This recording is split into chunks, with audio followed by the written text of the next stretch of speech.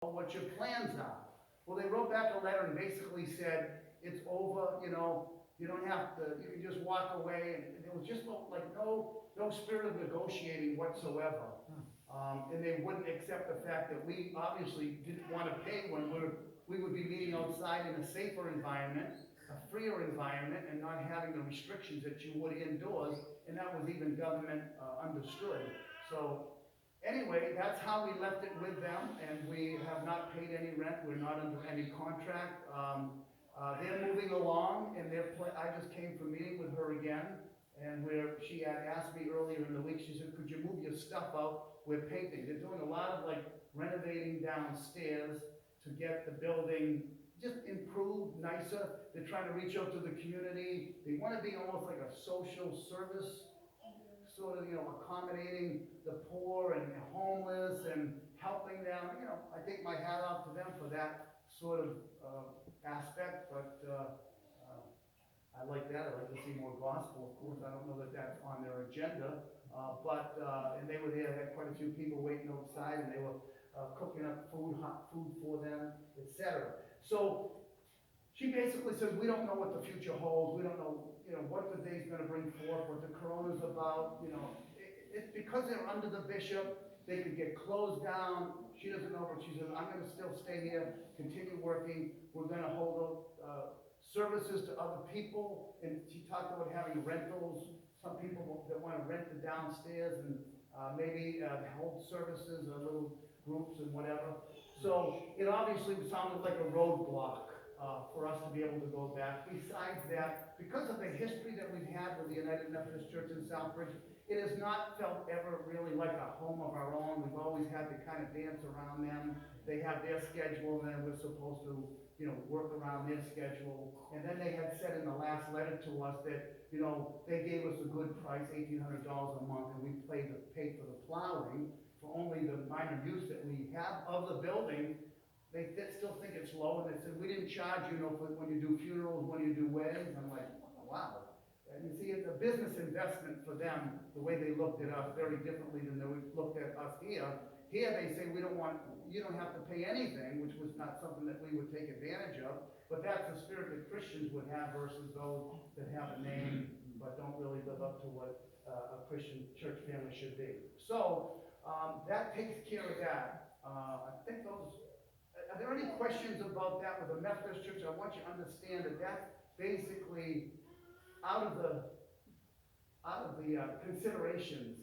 We really feel that it's time for us to have something of our own that we've never really had as a church, that we can call our own, whether it's the building or our own identity, our own belonging to a place that we unite ourselves to. So that's a scoop with the Methodists as far as with the Faith Baptist here. And let me say something about that too, and then Pat's going to come to talk. That their services are at 10 o'clock. They end around 11:10, 11:15 or so, and then they might hang around a little bit, but they don't have refreshments or anything like that right now because of the corona thing. But they did say that if for us, Isaac said, I wish it could be different. We would like to be able to accommodate you with a better time. But the earliest that we could start our service would be 12 o'clock noon. So it could be worse, but some of you that like to sleep late say amen. I'm at 9 o'clock, like, wait a minute, what am I doing? I gotta be somewhere, but whatever. So that's the situation there. We, for our Thursday Bible study, if we have a rain out day, we're all meeting outside. We have the invitation to come here and hold the Bible study here Thursday morning in that back room, or here, he said, wherever you want to, that's no problem. The youth group is also granted the opportunity if they wanted to use the building on youth group nights in the winter time when, Seth maybe might want to move it this way, or whatever he decides, that's fine. But at least I'm just trying to give you an idea of their hospitality and generosity with us. So that's where we're at with them. And I know you might have a question or two afterwards, but let me turn it over to Pat so he can kind of catch you more up to date on stuff. So we're in the age of the acronym when the title of my remarks tonight is a meeting of SGC at FBC to discuss BSC recommendations and need 1620 vote. Anyway, so the Building Search Committee, the BSC, was formed and directed to explore rental and purchase options for a new Sovereign Grace Chapel location. The members of that committee were so designated because leadership acknowledged the gifts that each has and what he or she could bring to that search. The BSC has done due diligence in exploring both purchase and rental options, and of the 100 plus places they researched, they have identified a purchase opportunity in Charlton. They have since continued their due diligence and then some to answer questions, tackle objections, and to graciously make themselves available to the church by publicly speaking and answering questions at church gatherings, in a number of emails, and finally, in their offer to meet as often as needed with any individual or group desiring more information or clarification. The BSC has been deliberate, intentional, available, and accessible, and I know we all applaud them in their efforts. We've gotten to this point of voting whether or not to authorize the BSC to make an offer and negotiate with the present owner of the Charlton Sewing Center in a manner entirely consistent with the leadership's stated directive and the committee's own BSC vision statement, which reads, "The vision of the BSC of SGC is to select a property to serve the congregants of SGC in the community in which we meet. We desire a space that is comfortable and easy to use for ministries of all kinds and for the spread of the gospel throughout the years," end quote. The vote on Sunday, this Sunday, 8/16, is to authorize the BSC to do two things: to make an initial offer to purchase the Charlton property and to negotiate up to a certain dollar amount. There are then a number of contingencies which must be satisfied, including an opportunity for the membership of SGC to physically view the property, completed engineering and inspection reports showing favorable outcomes for our budget, final loan approval, written bank approval for parking, and last but not least, a final vote of the church if all of those other contingencies and any other legitimate ones that may come up tonight are satisfied. As you may recall, we recently amended our bylaws to provide for a 75% majority vote of members present and voting, and in this case, proxy voting is allowable for those who cannot physically be there. Those votes must be emailed or texted to Pastor Gary and Pastor Gary alone during the time in which the vote is taken. This ensures that we do not move forward with this building or any building without substantial unanimity. We will be united either for or against the next step in the process. A no vote on Sunday and the committee continues to search elsewhere. A yes vote and the BSC will be remarkably busy, meeting all the demands of the 3-week time window we have for ensuring those contingencies are satisfied and a final vote of the church taken. If all of that does happen, it would be December the earliest before we're settled in to a new facility. Why only 3 weeks? They can explain that afterwards. Yeah, the building committee can speak to that, why there's like a 3-week window between the time you make a deal and the time you have to sort of sign the final deal. To get all the reports done and all that kind of thing. And if I'm mistaken about that 3 weeks, they can correct that as well. That came up somewhere in our discussion, so. Yeah. Now, we're going to give everyone a final opportunity here before the vote to seek clarification and ask questions. Let us conduct ourselves in a manner worthy of the gospel. And please keep in mind that we all tend to have both subjective and objective concerns.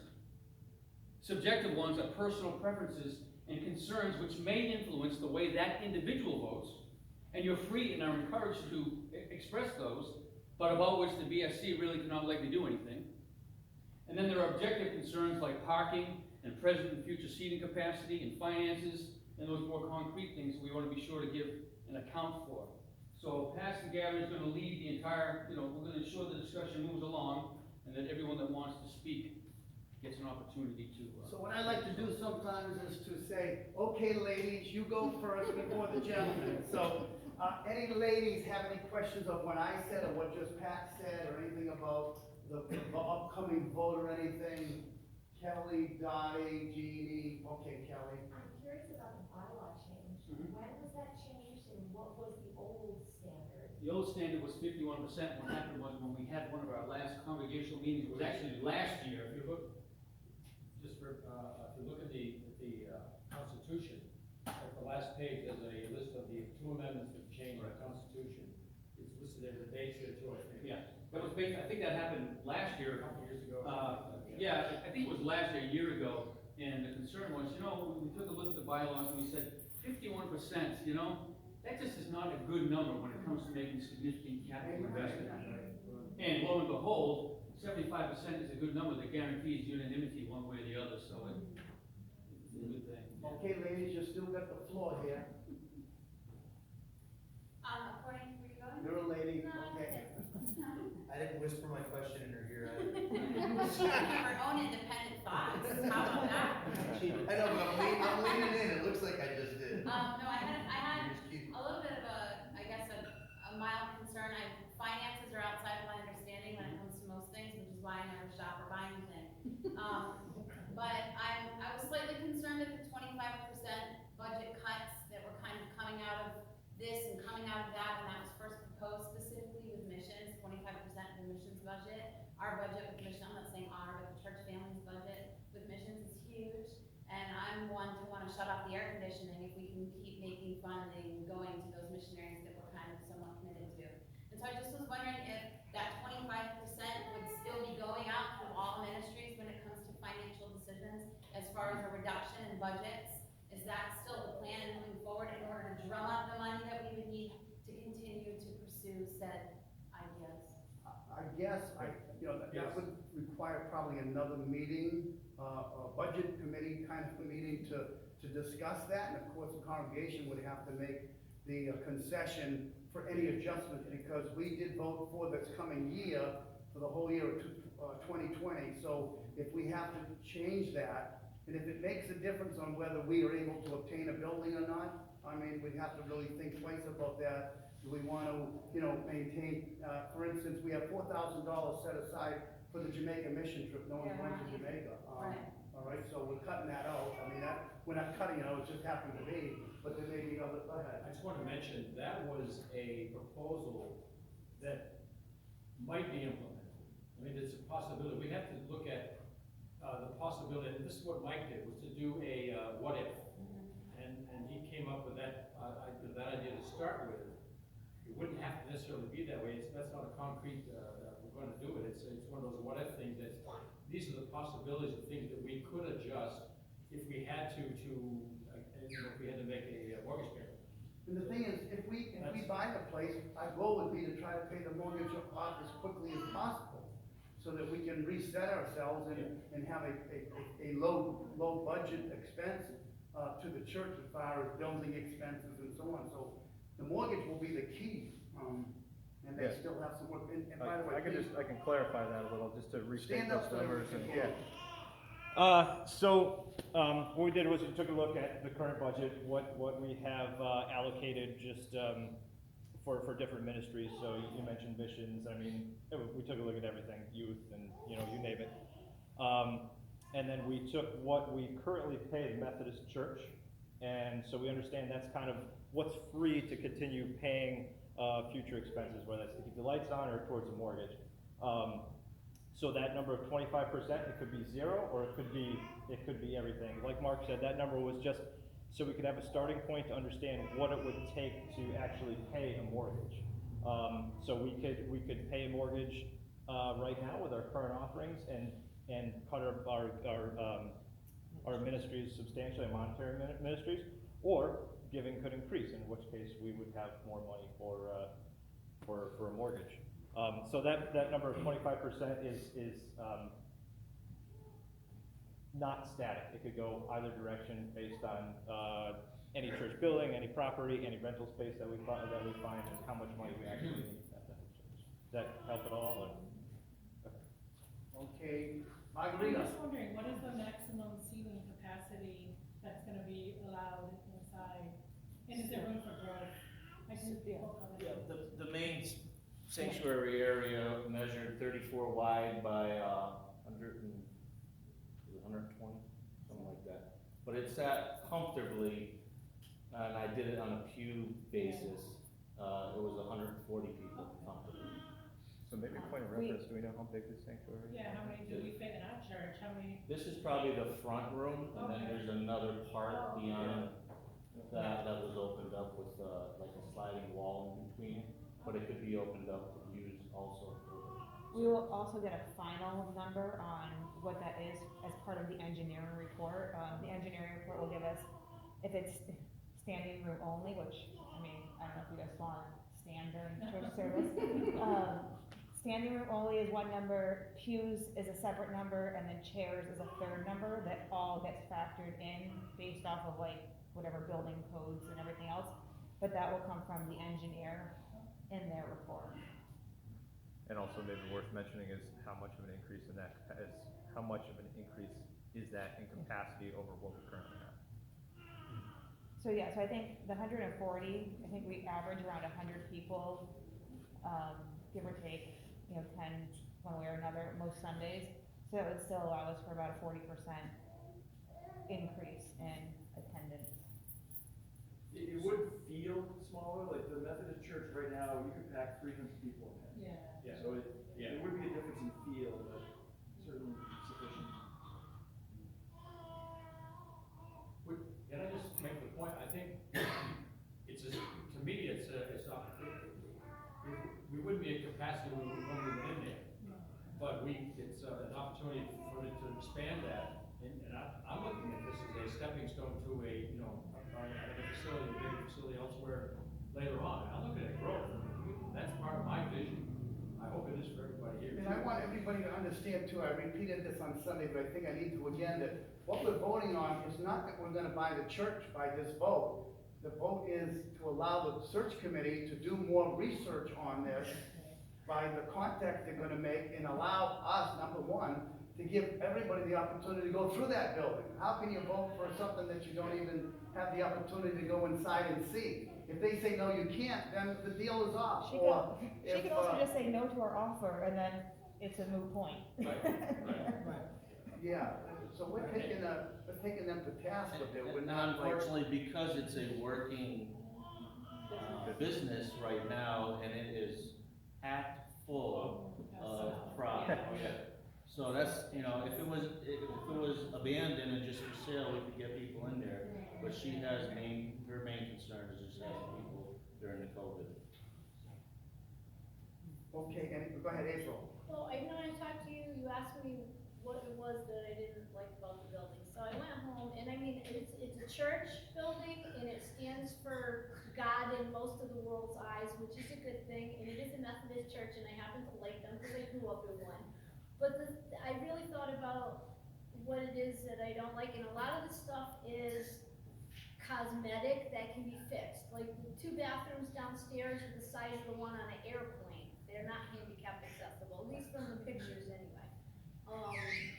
Even if you build a big handicap one upstairs, that still leaves 3 bathrooms, which is what we had at the Methodist church, and there's often a line. So, I don't know if anybody else has a problem. It doesn't have a stair lift for the stairs, right? A stair lift doesn't meet building requirements for handicap accessibility So either way. So we would have to have a handicap accessible ramp at the top and one for the downstairs. So if somebody that was handicapped, because like I'm thinking of my mom, if she has come to church in the past, she would never make it down the stairs to go to the bathroom, and she'd get stuck in there. So, she's gonna walk around the building to go to the bathroom. I mean, I just don't see that happening. There would need to be a ramp in the front because the stairs to get in, the traffic on that corner, for anybody that's been by there, is you wouldn't want to be walking there. Because I go to the country bank there, well, I have been, Brimfield's open now, thank God. So if you were gonna let off somebody that's handicapped, you'd have to pull up in the grass, because you can't stop right there and let people in and out. So you'd have to make a parking spot or something to get off the road. I'm concerned that there may not be dedicated classroom space. I know there's closets downstairs and we can put our stuff in the closets, but if we were gonna have a meal or something, then we're shoving all the stuff, which is not always the easiest thing to do. I mean, if we have stuff set up for the kids or whatever, we're gonna have to move that out of the way. Every time you wanted to do something downstairs. And the parking at Country Bank, they're wonderful people, cause I've asked for donations for stuff for the horse farm from them, and they're really good about it. But it's their good graces, provided they continue to say, oh, you can use our parking. What if some new manager takes over, or somebody slips and falls in their parking lot on the ice, and they're afraid you're gonna get sued, and then they go, nope, you can't park here anymore. So then we're kinda stuck with that.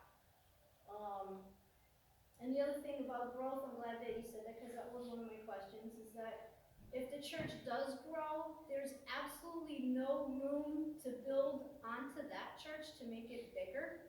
You know, and then so say in, Can I just, how do you know that?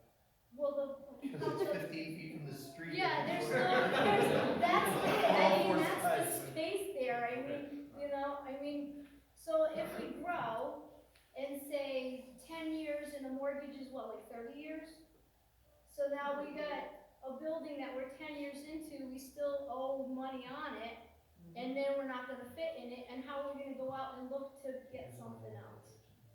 So, that's my concerns, and, you know, I'm glad it is a church building, cause people will see that as like, ooh, let's go to church. You know, and it'd be nice to have our own place, I agree, and I appreciate all the work that you guys done, and, cause people that do things behind the scenes aren't appreciated, but those are my concerns. Yeah, great concerns, April. I wanna let you know a couple of things. The town is gonna make sure that we can't go in there unless we do something about the bathrooms. They're gonna make sure we can't get in there unless we do something about accessibility. So those are things we will have to address. And it could work out very well, or it could be a deal breaker. So that's still work that needs to be done and can't be done until. I think in the proposed Can I numbers, say one Mike, major thing here? We live in Charlton. That intersection is one of the most dangerous intersections in the town. There's an average of at least 1 or 2 accidents there a day. It's a 4-way stop, and people just don't obey. So it is dangerous. I mean, I see where April's coming from there. You don't want to walk there. I can verify that too, Frank, Franny, because, I had contact indirectly with the town hall zoning board, and the first thing the lady had said, this was Mary Ann Snow, whose sister works at the fire department right there and lived there for many years. I was trying to find out what the neighborhood is like and so on, and one of the first things the zoning board person did say was that intersection is the worst intersection of all. I think it'd be good if we could find out actual traffic, reports on that, that would be helpful, number one.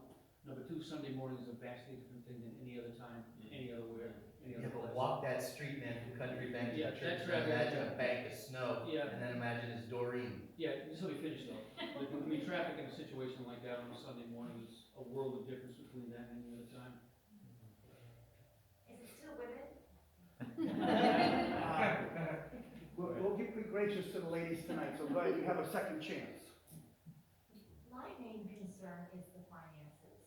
I am concerned because, one, giving is down this season. Two, we don't know how strong we are going to be in a month or two. I would like to see us stay here, enjoy the hospitality, and let's see what the next 6 months are going to bring for our body. Let's see how much we can really be faithful in our giving. Let's start an official building fund and say, let's show what we can do. Let's go to the bank with solid numbers, not maybes. I think those are critical factors.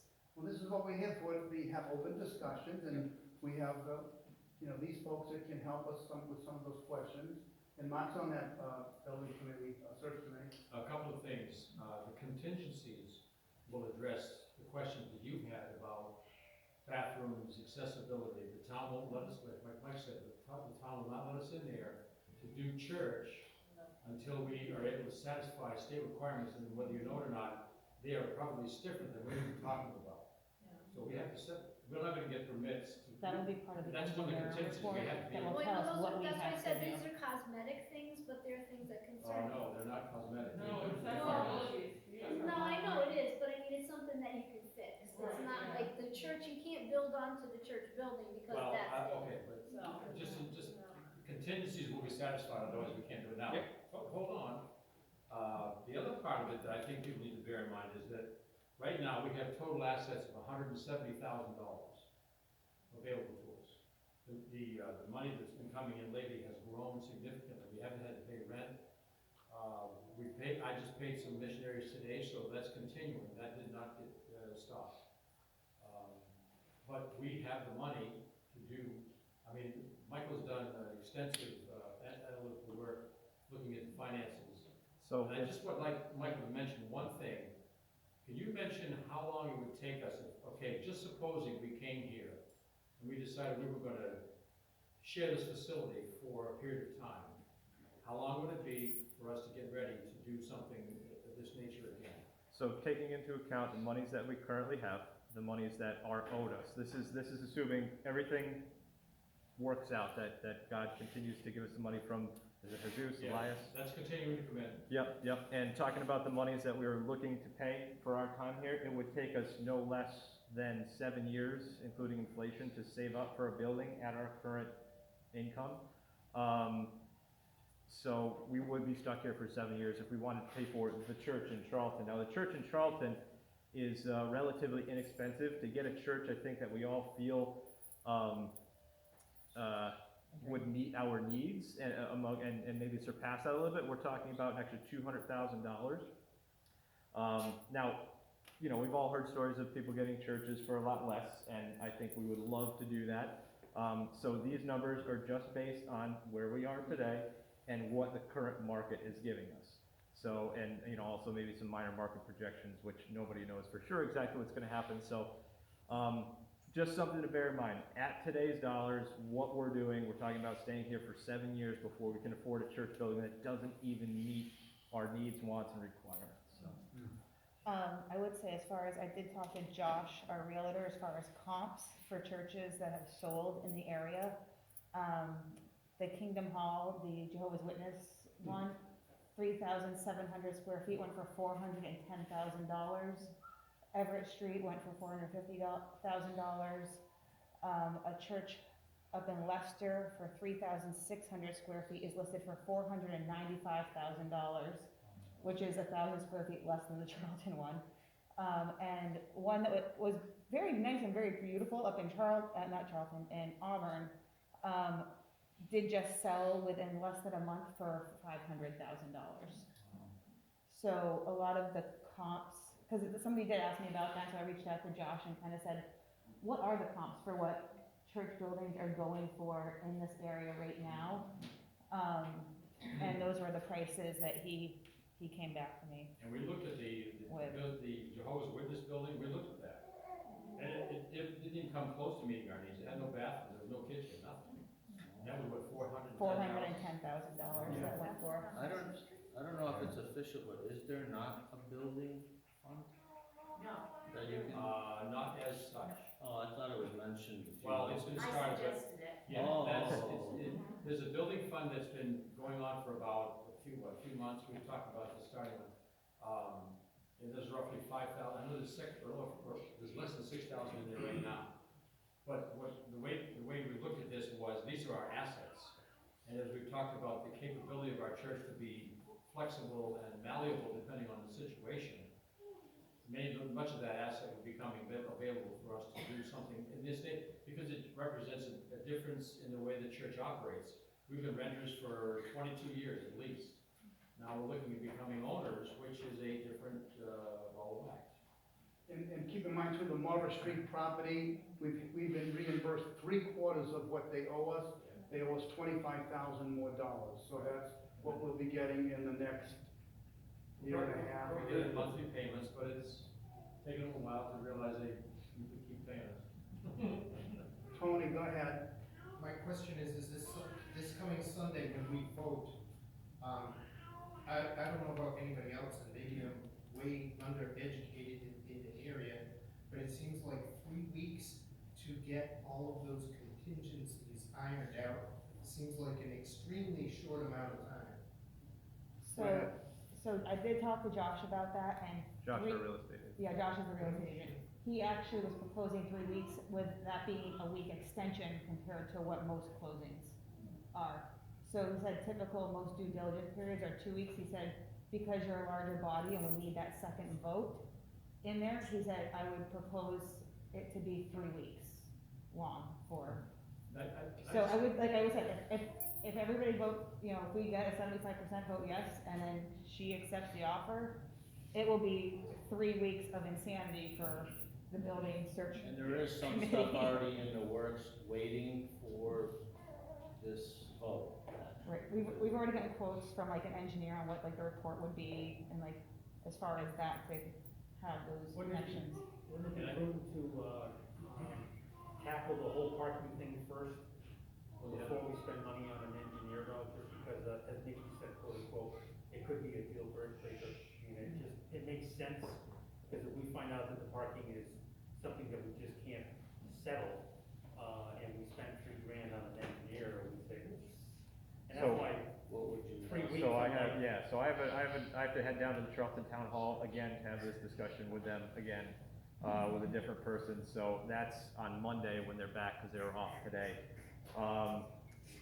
The person that I'm gonna talk to, it's their position that we need an engineering report for them to tell us how many parking spots we even need for them to. to tell them what they need to know to make their decision. So, but that's not to say there's gonna be a discussion happening, you know, maybe we'll all find out when we get down there. He says, yeah, I know the property, there's no way I'm ever gonna okay that, or he's like, let's see what the report has, or maybe he'll say, hey, it's fine, I'll pass it, and goes to the report. So, it's, I couldn't agree more, it's a concern, and we're working very hard to make sure that it fits. Not try to make it work, but make sure that it fits. Go ahead, Michael. Question specifically about the vote. So if we voted yes on Sunday, and then we arrive after this 3 weeks of like, you know, fever pitch inspections and things, what's that 3 weeks cost us? If we arrive at a no vote 3 weeks from now with the contingencies not met to get all those questions answered, what's that gonna cost us? I don't know, you have an idea what engineer, inspections? Engineering report just came back at $835, I think there's a quote for that, and then we need, an environmental, like an E21 or something, I think Josh sent me. And he said that would be between $1,000 to $2,000. So it'd probably, honestly, it'd probably be about $4,000 between the inspection, the engineering, and the environmental. Those are the only three things that have a cost associated with them Yeah. in that? And it could be between 0 and that full amount, it all depends on if we can If the stop first report somewhere. comes back as junk, then we're Right. not moving forward with, like, I'd like to say, probably look at doing the engineering report first, to say, like, what is even like the accessibility and numbers and everything else gonna be before we spend money on an environmental test? To say, if you're saying we need to put $100,000 into this building to make it handicap accessible, Does well, 3 weeks give you the time to get the results back from one before you get the test done for the second one, and then get the results back from that to so, determine? yeah, so the engineer already went with Mike and they looked at the building, he took all of his numbers, and that's how he sent us the quote for the report, so he has everything he needs. Once we say, yes, we'll pay for the report, so he can do that as like the first step. Knowing that if it was a yes, that 3 weeks is gonna go by faster than. So you're saying roughly like $4,000 to arrive at that second vote? If we make it Yeah. all the way. If all of the reports come back good, what each, you know, at each step. Considering what we spent from our street, that's pretty economical. Yeah. Brother Pat? It's interesting that a couple of these things are things we currently live with now. The parking, for example, I mean, the Catholic Church would probably never stop that, but if they did, we'd really be in a jam. That's their parking lot. And it's always been gracious of them to let us use that parking lot over at Sovereign Grace, but we'd be in quite a pickle if that ever happened there, because there's only so much street there. Snowbanks all over the place and everything else. So, I mean, all these things we've sort of dealt with in the past and argued, not all of these things. A couple of these things we've already dealt with and are dealing with. At any point when we go to buy a building, there's always gonna be that sort of gap between what's our first vote, are we gonna have all our bases covered? You know, it's risk. It's risk. It's risk has always got a cost associated with it. We don't minimize that, But understand, yeah. understanding the risk. Yeah. There's a separate room too that, Okay, Chrissy? I just wanted to second Kelly's idea. I like her wisdom and that we can pretend that we have this account as long as we can be in this place. keep offering whatever we would offer, to compensate the cleaning of this building in between Faith Baptist service and our service and whatever we would generously give to them. But in the meantime, pretend that we have this account and pretend that we're putting in this money. It makes sense to me to, that's what you did before you bought your home. We lived and we rented and we pretend that you have all these expenses to see if that happens. And then, you know, you pretend that the hot wire heater just broke and you eat rice for the week and figure out your money situation. And I guess those sorts of things have feet, they're tangible, they're something that we can put money in an account and see, and I don't know if there's wisdom in that, Mark, Well, what do you say? all I know is the fact is that we mentioned the building fund begun earlier this year, and there's like I said, less than $6,000 in that account. So with the knowledge that there's a building fund in place, it really hasn't been funded at a high level. Well, honestly, I found out we have a building fund here tonight. Yeah, we voted on it, in January, we Sometime. voted on it, and it was on the budget for the It's proposal. probably because I'm so aloof and I'm like looking at other people and what they're wearing. You know, now it matters, and that's my own ignorance, and I guess now I'm It's been being there since honest. January, though, yeah. It was discussed, it was never locked in as a budget line. We were gonna have a meeting to talk about it, and COVID hit, and we didn't have that meeting. So it kind of just was talked about and never got. Turn this locked in around, as 'cause, something we're actually we're all just budgeting staring at for. you, not saying anything. Yeah, I think what's most important, and everybody who's even listening to this on the recorder is, you know, consistent and faithful giving. Even though we're not paying rent anymore, this is a great time for us to be able to accumulate funds so that in the future, sooner or later, it will become easier for us to purchase something or whatever.